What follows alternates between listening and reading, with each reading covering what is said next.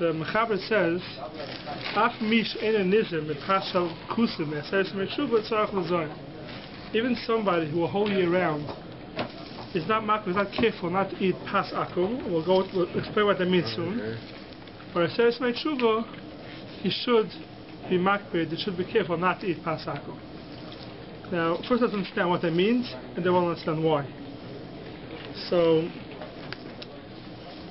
pas akum, we all know, was a gzeira made that we shouldn't eat bread that was made by a non-Jew. And the reason for it is, the Gemara says, is because if we're going to eat their bread, we become very friendly with them, and we may end up intermarrying. So the Gemara wanted to make sure we don't intermarry with the non-Jews. So the Gemara says, don't eat the bread of a non-Jew. That's the halacha of pas akum. There's something else called pas palter. Pas palter is bread made by a non-Jewish baker. Now what's the difference? The difference is if it's made, a non-Jew is making bread in his own house, and you go and you share with him, you end up becoming very friendly. You're eating together, and you may end up becoming too friendly and end up intermarrying. Bread that's made by a non-Jewish baker, so you don't really have much to do with the baker. So therefore, it's more lenient to bread that's made by a non-Jewish baker. That's called pas palter, pas of a nachtoim. It's called a baker that makes bread. It's much more lenient than a non-Jew who makes bread in his house. So the question is, when they made the Isser originally, they said you can't eat the pas from a non-Jew, did that include the pas of a baker or not? So just a brief, Well, if the baker's a non-Jew, then it's a non-Jew. Right. So the question was, since the reason why they said you can't eat the bread of a non-Jew is because you shouldn't come to intermarry. So if anyway you don't know who's making the bread, you don't have any connection with the baker itself, so therefore maybe the Gzeira wasn't said on him. So there's a big machlokes in the Rishonim. I don't want to go through the whole thing here, just a little bit. There's a big machlokes in the Rishonim. What happened with the Isser of pas akum? Some Rishonim say that eventually they were mevatel totally. They said it's mutter. Some Rishonim say they weren't mevatel, but people couldn't withstand it. It was impossible because then there weren't too many bakers. They didn't have so many bakeries, didn't have Sobeys around the corner, they didn't have all these... All bakers are going. The bakers may be going, but since the fire was lit by a Jew, so it's called as if the Jew made the bread. These are the Hatayim, even though the bakers we use today, the Jewish bakeries are all non-Jews, but we don't care the person who's actually making the bread. So we care about the fire. We care about the fire, right. That's what. That's the cooler that we have when a Jew lights the fire, it's like he made the bread.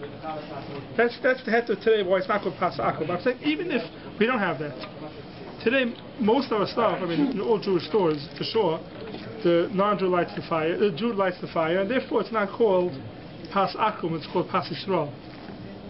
But I say, even if someone wants to go and buy bread that's made in a non-Jewish bakery and no Jew lights the fire, that's called a real pas akum. So that is a question the Rishonim are, do they eventually stop that Isser or not? So therefore Allah is brought down in Siman Kuf Yud Beis by pas akum, that pas akum we don't eat, but pas palter, which is bread that was made by a non-Jewish baker, that people are makel to eat it, and the Ramah says, and we're not to eat pas palter. We do eat pas palter, we eat pas that's made by a non-Jewish baker. Why are we concerned with kashrus? So the Allah speaks, the Mechaber later on says, if you're worried about kashrus issues, then But you have to worry. Yeah, so you do have to worry. You definitely have to worry about kashrus issues. And they were talking about in a case where you know that non-Jew made, and all you put in was flour and water. That's all they put in. You have to know. Yeah, you have to know that for sure. You have to know that, and maybe so a storm even doing it. And the Mechaber says, how about if you mix something else in, like oil or stuff, or you made it, then you have to be careful, because maybe he used non-kosher kalim. Yeah, so we're not even getting into that part of the non-kosher kalim. So just the bread itself, you know for sure the bread has no non-kosher ingredients. The bread has only kosher ingredients. Still, it's a problem of pas akum. That's one thing. Then it's pas palter, bread that was made by a non-Jewish baker. So even though the minig is, the Ramah says for mekel, we can eat bread that's made by a non-Jewish baker. In the Asheres Yemei Tshuva, we should take upon ourselves a chumrah, and we shouldn't eat bread that's made by a non-Jewish baker. That's what the Mechaber is saying. Now where does this come from? A, where does halacha come from? And B, we have to understand also what's happening here. We have a serious tshuva. We're taking upon ourselves a chumrah that we're not going to eat pas palter, and then we know right after a serious tshuva, day after Yom Kippur, we're going back, and we're going back and buying pas palter. So who are we fooling? Who are we fooling? A serious tshuva, we're going to act very nicely, we're going to be the best behavior, and then it comes the day after a serious tshuva, all of a sudden we're back to the old way, and we know we're doing it. The chatchila, when we start doing it, we know we're only doing it for serious tshuva. If you're going to try, you're going to be call upon myself and do something good, and unfortunately it didn't work out, okay, that's one thing. At least originally your intention was to stay with it. But here we're talking about, we know every single year you're going to makbid on pas palter, on a serious tshuva, and then the next day you're going back. What's the inyan of having that for a serious tshuva? So the makar to this halacha is not pas palter. The makar to this halacha is a Yerushalmi. Yerushalmi, the Torah brings down the Yerushalmi that Rav Chia told Rav, even though a whole year you can't eat chulin b'tahira. There used to be at times in Gemara when they had shumas and maisris, so people were careful to stay tahar the whole time. Because if they were tamei, they touched truma, the truma becomes tamei, and then they can't eat it. There's something called to eat chulin b'tahira also. Some people had an extra chumrah. Even if they weren't eating truma, they were eating chulin. Something that's not truma, still they made sure they were tahar the whole time, and they ate chulin b'tahara. And the question is why they did that. But there was such a minhag, people had such a minhag to eat chulin b'tahara. Says the Yerushalmi that Reb Chia told Rav, you should try a whole year to eat chulin b'tahara. Eat a whole year chulin when you're tahar, you're not tamei. If you can't, at least during the serious tshuva, you should eat chulin b'tahara. That's the Yerushalmi. So the makar to be more makbid during the serious tshuva starts from the Yerushalmi that even though you eat tahira chulin a whole year, not the tahira on Rosh HaShana, a serious tshuva, you should eat the tahira. This is where the minute comes from. That a lot of people are makbid every Rosh Hashanah, every Yom Kippur, they go to the mikvah. A whole year they don't go to the mikvah. It comes every Rosh Hashanah, every Yom Kippur, a lot of people are makbid to go to the mikvah. Where does it come from? It comes from here. The Bach brings it down over here. The Bach says that we go to the mikvah. Why? Because Tumas carry. Right? Someone has carry, he's tamei, he goes to the mikvah. Now today there's a whole shayla for if tefillas Ezra, we do have it, we don't have it. But today there's no chiv to go ahead and tayvel for carry. But when it comes down to Shana, Aseret Metshuva, and Yom Kippur, then we do things b'tahara. We do things on a higher level. The higher level is we make sure we're tahar, and therefore we tayvel Erev Rosh Hashanah, Erev Yom Kippur. And the truth is, and this is not known, I'm not sure why, those who have a minute to tayvel Erev Rosh Hashanah, Erev Yom Kippur, why are they tayveling? Because the whole year they were makbid on carry. It comes to Erev Rosh Hashanah, they're makbid on it. It's not just Erev Rosh Hashanah. If let's say during a serious tshuva, someone has carry, he has to tayvel again. It's not just Erev Rosh Hashanah, Erev Yom Kippur they get in. It's a din, and the serious tshuva were more b'tahira. That's what the Yerushalmi says. That's why today's we're makbid to tayvel during a serious tshuva. So here's the big question. So then we say that therefore we also makbid on pas palter. We also make ourselves on a higher level than the gay pas palter. And here's the big question. A lot of Rishonim want to say that you cannot be makbid on something that you're not makbid the whole year in a serious tshuva. Why not? Because you're mekabel upon yourself to do something they didn't do till now. So once you're mekabel upon yourself to do something, it stays. You can't get rid of it unless you matter neder. So it should be like an neder. If someone's mekabel upon himself to do something good, you can't just stop doing it. Who says you're mekabel? By doing this, you're mekabel. So you're doing that for 10 days straight. You're mekabel upon yourself. You're not eating pas palter. So I have a kabbalah upon myself now for 10 days. I'm not eating pas palter. So then you should have to keep it the whole year. So I'll tell you a very interesting thing. The Achrayim say that since pas palter is only really a minhag, meaning it's not halacha. They make a difference. If you have a halacha that it's a machlokes, it's a machlokes. One shita is mekel and one shita is machmir. So we go with the makila. We go with the kula with this halacha. Now I started one day. I'm going with the machmirim. I'm going with the chumrah. Then you can't go back to the makilim unless you matter neder. But pas palter or irichulim mitahira, these two things, they're not really halacha, it's a minig. A minig, even though you kept it for a couple of days, you let it go back to the old way and without being matter neder. That's the difference. A minig you allow them. Like, I had a situation with when my father was nifter. He had ve-chatima till. Yeah. I spoke to Rabbi and I said, "Can I try and see if I can handle it?" He said, "No. Once you take it upon yourself, you have to keep it, even though it's a minig. As we said, regarding that. Maybe ve-chatima still is different. So it was a big decision to make it. It's a big decision, yeah. Kind of torn, but I did it. I had exactly the same thing. Same thing. So you're stuck. I'm stuck. I am. No, I went back and I said I dive in a place where nobody's wearing a ve-chatima. Should put it on. Right, and it gives the impression that I'm something that I don't really feel I am. Right? Right. And they said you should be it. There you go. Keep doing it. Right. But that's what I was trying to bring down a bit. That minig, for some reason, even though you're doing it, well, the minig, if you want to go back, you don't have to worry about being matter neder. Or the minig. So we see. Is it have you been paspalter in this situation one time for 10 days, or is it you've been paspalter 10 times for one day? What was 10 times for one day? One time at 10 days. 10 days. 10 days straight, right? So right, it's 10 times. You would have passed a hazak at that point. Or have you been paspalter for one unit of 10 days? So you're saying it's one. That's why he kept it 3 times. You're saying. That's what he's saying? For instance, let's say 3 years in a row you kept paspalter for 10 days, so right? So you want to know. That's a hazaka, you should do it Well, you're saying 10 days is not a chazaka, it's not 3 different things, it's 1 unit of 10 days. That's what I'm asking, yeah. Yeah, so they say once you kept it for so many days, it's already you qualify yourself to do it. It's much from the Achrayim that it's as if you kept it 3 times. So in that case, we say that if you offer to give a ride to somebody 3 times, if you offer to give somebody a ride, to work 3 times, right? Yeah. There's an obligation to continue doing it. Yeah, but that's not, right? No. Offering a ride is always a good thing to do, and when you can do it, you do it. When you don't give him a ride, you're not saying you don't have to give him a ride. So the 4th day when you say, I'm not giving you a ride, no, if you're not giving him a ride, you're not saying, Allah, I don't have to give him a ride. I didn't ask for the halach. Yeah, even a minute ago, you're saying you don't have to. You want to, but today you can't do it. Right? Today you can't do it. But if you qualify yourself, you come to the store, and usually you go to the store to buy paspalter. I come to the store now, at the Seresh Mechuva, and I'm going to the store, I'm not buying paspalter.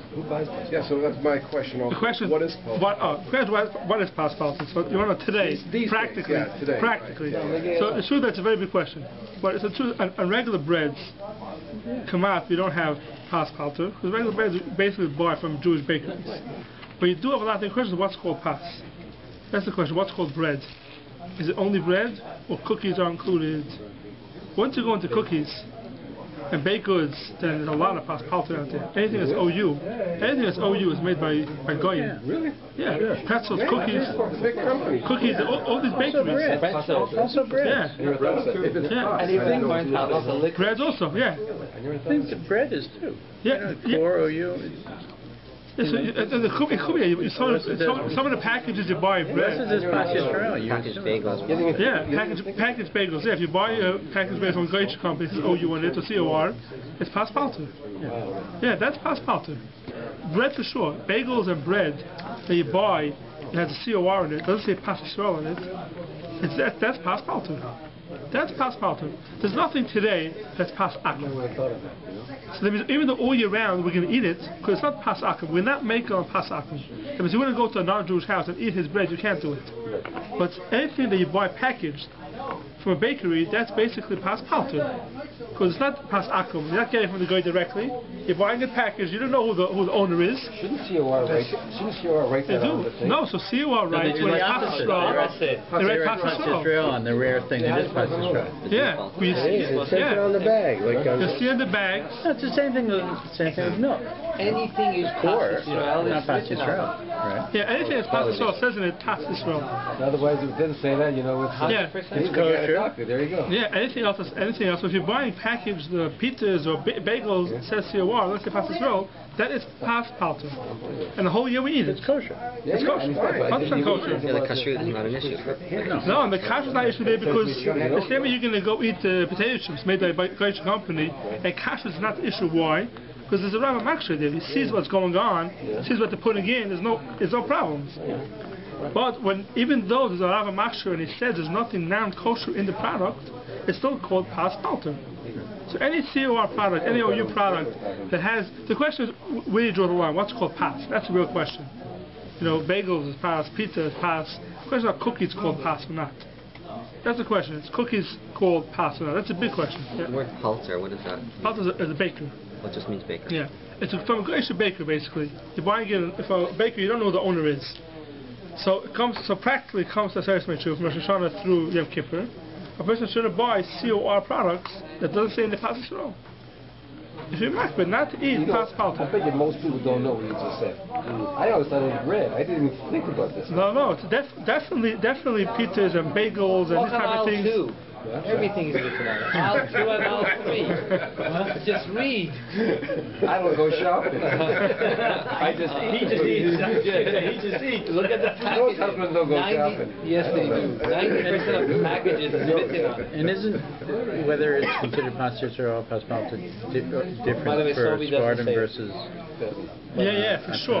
Yeah, for Sfardim is more of a chumrah. That's right. Yeah, you actually have to cook it, not just turn on the fire. Right. For Sfardim, there's a little Sfardim and Ashkenazim what's called pas akum, and that will be with pas palter. That means if you have a company that a Jew just turns on the fire, but there's a small thing in the process of the baking, Ashkenazim hold, but it's not pas akum anymore. It's not pas akum at all. That means if a Jew has any part of the baking process, even if it throws a little match in it, it's already not called pas akum. And for us Ashkenazim, it's kosher. Even in the guy's house. Even if you're in the guy's house and he's baking bread and you help him out a little bit, it's not pas akum. So that's why for Ashkenazim, pas Yisrael is much easier than pas akum. By the Sfardim, they don't have that kula, and the Jew has to do the whole baking process. So it's more chomer for Sfardim. But that's if you want to get out of pas palter totally. But this company that doesn't say in the pas Yisrael, I mean there's pas palter that is made by a guy, but it's kosher, and a whole year we eat it. So how does Sfardim get around bakeries? All these bakeries are not Russian. 99% of the bakeries they got the bakeries going in there. They have goyim working in there. So it's pas palter. Women too. It's all pas palter. And the restaurants too. It's all pas palter. What about macaroni? Okay, so macaroni is not pas. Macaroni. Macaroni is not pas. So because kashrut's not an issue, you can have pas akum that's kosher and pas palter that's not kosher. Correct. That's right. Because it's not a factor. Not a factor. Kashrut is not an issue. So macaroni, anything that's baked. Yes. Anything that's baked is not pas. Bishul. It's bishul. Yeah, power bishul or something else. It's not pas. That's anything that's baked in water, even though it has flour, it's not pas. There's no question with the bagels. When they make a bagel, I don't know about in Canada, when a bagel, the way you're supposed to make a real bagel is you cook it in water first, and then you bake it. So the whole question of a bagel is called bread or not, but the master we hold it is called bread. So all these tam-tams, that's a problem. Right? So the question is tam-tams and cookies and pretzels, all these things, crackers, all these things. The question if it's called pas or not. That means, let's say someone's going to say, I says, I'm not to eat pas palter. So for sure, you should stay away from anything that's bread, bagels, pizzas, for sure. The things that are a suffix, if it's pas or not, crackers, tam-tams, cookies, pretzels, these things, a person should also stay away from it. But there are some people who a whole year they won't eat pas palter, but they will eat cookies. Because cookies may not be pas. Cookies may not be pas. If it's not pas, then it's not included in the gzera at all. So if someone, let's say, a Seres Mechuvi wants to take it upon himself not to eat pas palter, but it's hard to stay away from the cookies and the everything, at least stay away from things that are for sure pas. Things that are for sure pas, that says, pas palter we don't eat. Shemak may not eat pas palter. So that's the Hakdama. Pas palter. Now for the main course. Is that the easy part or is that the hard part? Where'd those bagels? That's the halacha part. Like the introduction? So that's pas palter. We stay from pas palter. Now the question is, we ask. So I'm coming to Seres Tshuva. I'm staying away from pas palter. I'm more machmir upon myself. I take on other chumash, take a minhagim. A lot of people have other minhagim they do in Seres Tshuva. We're acting in a much nicer, much better way. Why? Who are we fooling? That's the question we ask before. Who are we fooling? I Seres Tshuva, and the next day I'm going back to the bakery and I'm buying a pizza, pas palter. What's this 10 days I'm doing it? So a lot of people want to say, because I want to show what I would like to be like. But it's hard to understand it also. Because we know you don't want to be that way. We know the next day you're changing. So I think Shah is like this. Okay, let's give an example for this. We spoke last week. What's Rosh HaShana? What's the Seres Tshuva? We have to accept upon ourselves Malchus. Malchus, Hashem is the king. We're accepting upon it. We're realizing that Hashem is the one who judges everybody and He's the king. Now, let's say in our house, right? We have a house, everybody runs their house, Baruch Hashem, it's running and we have kids in the house especially, things are flying most of the time, the shoes all over the place, on Legos, whatever it is. You're having a guest coming to your house. So what do? You clean up the house. Make sure it's neat. Put the shoes in the rack, the dishes go into the don't leave dirty dishes in the sink, you put them away. That's what happens to have a chashuv guest come to the house. Now, when the chashuv guest comes to the house and he comes and he sees everything is sparkling, the table is set beautifully, and everyone's in the best behavior, the kids are in the best behavior, no fighting, nothing. Now, when he comes into the house, does he think that it's this way all year round? He knows it's not this way all year round. I'll tell you a story just heard recently about Tshuva. The person was about Tshuva, and he was invited to somebody's house for a Suda. And it came earlier, before the person was ready. See, the person was coming at a certain time. The person came like half hour, 400 minutes earlier. The house was flying. And there's a knock on the door. And the person opens the door, and there's the guest standing there, and I didn't know what to do. I can tell them to come back in a half hour. It's not nice. Coming now, the house is a mess. The dishes are dirty, the toys are all over the place. No choice, let the person in. And they started getting ready. So the kids got to work, cleaning up, putting away dishes, cleaning up. A few weeks later, the person comes back to the host and says, I want you to know something. For me, the biggest chizuk, the most inspiring thing for me was to see how you got the house together. The house is together, I know you could do. But how you did it from the way it was, and that half hour, all the kids got to work and put everything together, that was the most inspiring thing for me. That's true for every family. It's for every family. Every week. That was, when a guest comes, it's all done, all set beautifully, right? No one thinks that it was that way beforehand. It's going to be that way. The second they leave, all of a sudden the kids are fighting. If the guests leave for 3 hours, then we know what happens after that. The kids are cooped up for 3 hours, then all of a sudden, poof, they let it all out and everything gets turned over. But that's normal. Nothing wrong. Is there anything wrong with it? There's nothing wrong with it. There's a certain way a house runs when there's guests. A certain house runs when there's no guests. There's no guests. Everyone, leaves things lying around. Hashem comes to the Seres Tshuva. He's coming to judge us. He's coming closer. He's like a guest coming into the house. What are we doing? We're not fooling Hashem. That we're keeping pas palter, and we're on our best behaviors. We're not fooling Hashem. Hashem knows exactly what everything looks like. But the problem is, if Hashem is coming, the guest comes, and he comes to the house, and you ignore the guest. And when you leave the house flying, and you leave it with pots and pans and the thing and the toys lying around, I guarantee you the guest will not be inspired. Maybe the guest is inspired from the way it was till you got to get it clean. But if the guest comes in, and you leave everything the way it is, and you ignore the guest, and you don't make it nice for the guest, that's not nice. You're not treating the guest correctly. When Hashem comes to the Seres Tshuva, is coming close to us. If we don't go ahead and take upon ourselves things that we usually don't do, basically what we're saying is we're ignoring the fact that Hashem is here. That we can't do. We're not fooling Hashem. We're not fooling Him that we're acting better now. We're just recognizing that He's here. It's a big difference. Also, if I just add, it's common for people to improve their ways, so to speak. If you don't, then it seems a bigger chusma. Right, you don't improve your way, yeah. By not doing this, right, that's 100% true. That's 100% true. But that is something that we're going to try to improve, and we may end up after Rosh HaShana and it didn't work. Here I'm talking about things that even though you know for sure you're going to go back after Rosh HaShana, we know for sure we're going to go back to we're not going to improve. you're right. To show you have to. That's another thing. Besides the fact that you have to do things that you usually don't do all year round, minhagim like pas palter, of course everyone has to accept upon himself to be better. That's a tshuva. That's Rosh HaShana, Yom Kippur. I'm talking about the things that we know for sure we're going to go back to. Why are we doing it for? The answer is because we can't ignore the fact that Hashem is coming here, and it's coming closer to us. Because if we act the way we always act all year round, and we don't acknowledge the fact that Hashem is here, that's wrong.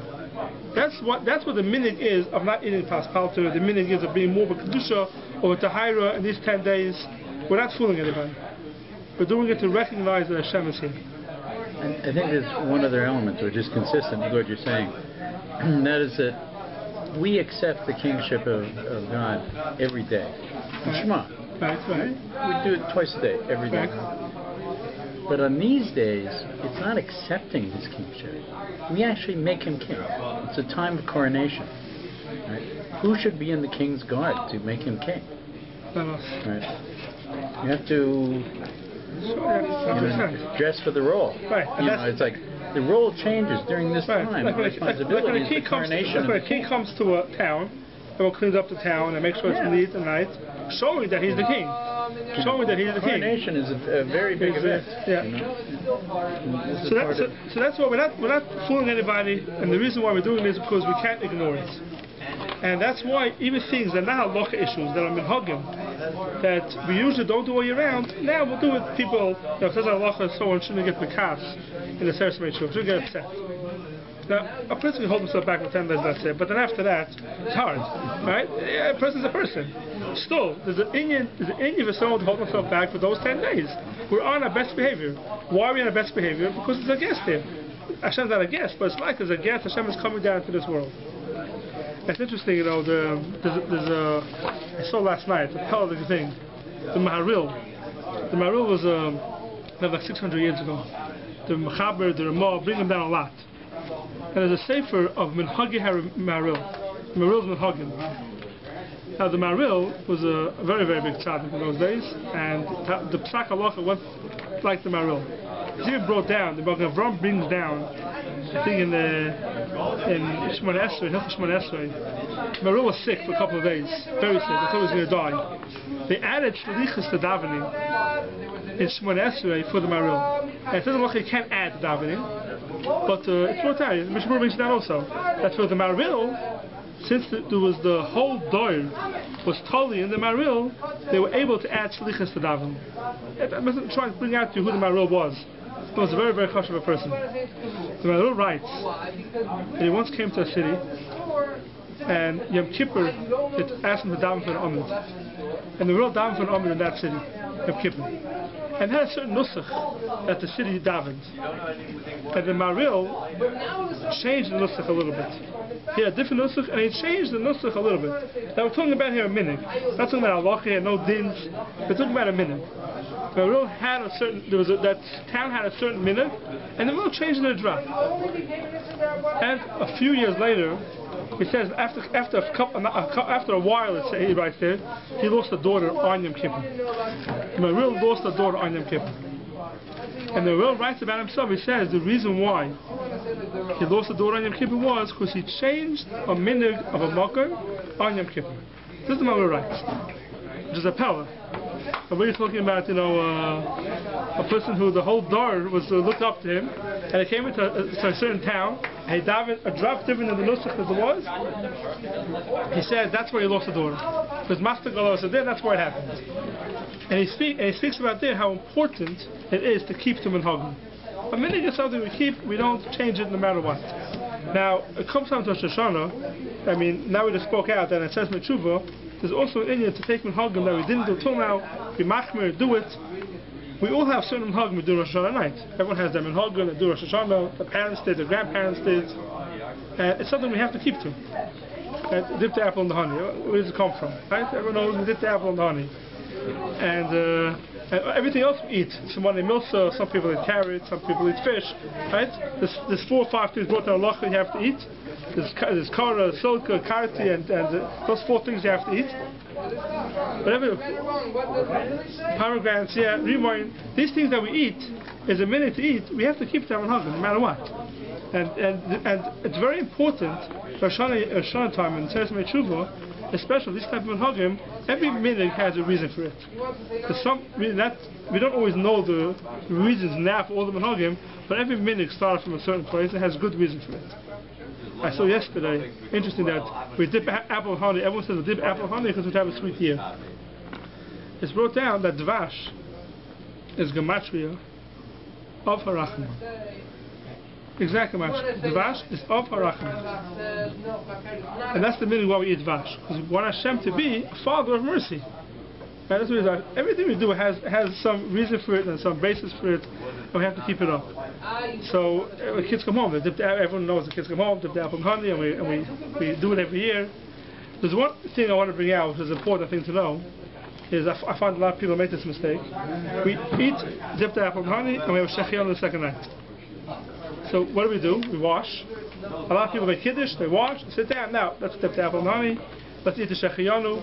So the first night Yom Tov, after you make kiddush, you wash right away, and then you could start with the simonim, with the apple and honey, and with the rimoin. Then you can start right away after you wash.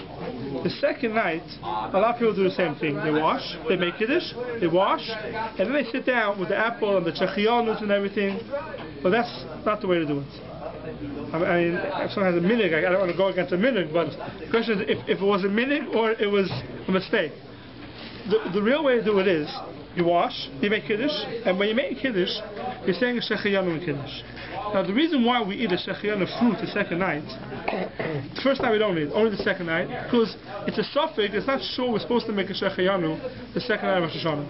It's no question in the place game if it's one long day or it's two separate days. That's why we make a shechiyanu. On other Yom Tovim, no. Other Yom Tovim, you don't make a shechiyanu. Only Rosh HaShana. Why? Other Yom Tovim, everyone agrees we keep 2 days Yom Tov because it's sacred Yom. Either this day is Yom Tov or the next day is Yom Tov. Rosh HaShana is only Yom Tov. It's not that way. Rosh HaShana, since even in Israel, it was they keep 2 days. Why? Because they never knew Adam could have come to be Mekadosh L'Chodesh the first day, the second day. They started off Rosh HaShana, and then they waited. Adam didn't come. The next day was Rosh HaShana. So even in Israel, there's 2 days Rosh HaShana.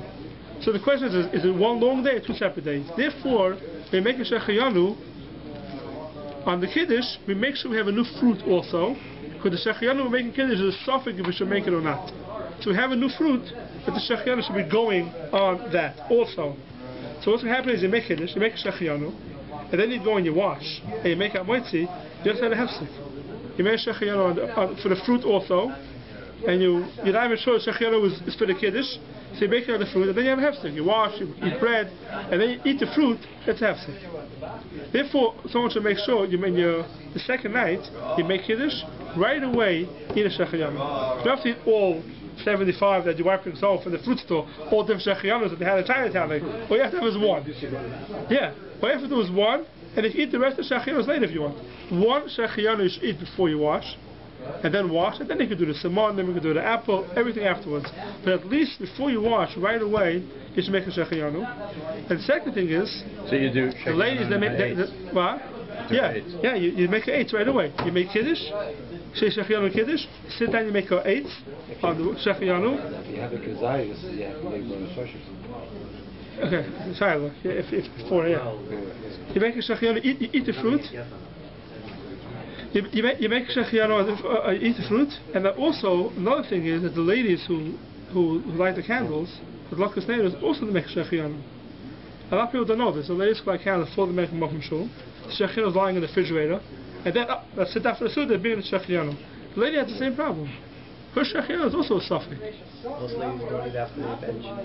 Don't eat. Yeah. Oh, so they can't eat. So what do they do? They're not going to make bench licht and then eat shechiyanu. So what do? They do make shechiyanu the second night. With the kiddush? No, they're supposed to make shechiyanu on the luckous neighbors. So therefore, a lot of people do is, when the husband comes home from shul, then first night, don't forget the second night Yom Tov, anyway, she doesn't light early. You can't light till it's out anyway. So the husband comes home from shul, she lights candles, makes shechiyanu. Right away, the husband makes kiddush, makes shechiyanu, and then they eat. the fruit. This way, the shechina from her and from him are going on the fruit. What? Does it count as a hefsek? No, you're continuing. And Yeah, the first day goes on Yom Tov, so it doesn't make a difference. The first day doesn't make a difference. First day goes on Yom Tov, and you don't have a shechina. There's no suffix. Only time you have a suffix is the second day of Rosh HaShana, because it's fake diema, or maybe it's Yom Arichta. Therefore, we're not sure if you make shechina or not. So therefore, you should make sure when you make kiddush, right away after kiddush, you eat the shechina, and then you go wash. And then you go wash. And the same thing, the lady should try to light the candles. At least what they should do is, if they don't want to do it right before Kiddush, they should have the shechina on the table. Because the question is, if it's there and you have a mind for the fruit, at least that much should be, the shechina should be on the table. But the best thing is they should light candles, right away make Kiddush, and make shechina, and right away eat the fruit and wash.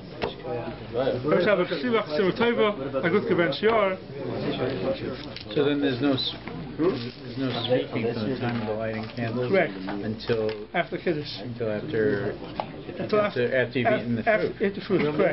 Correct.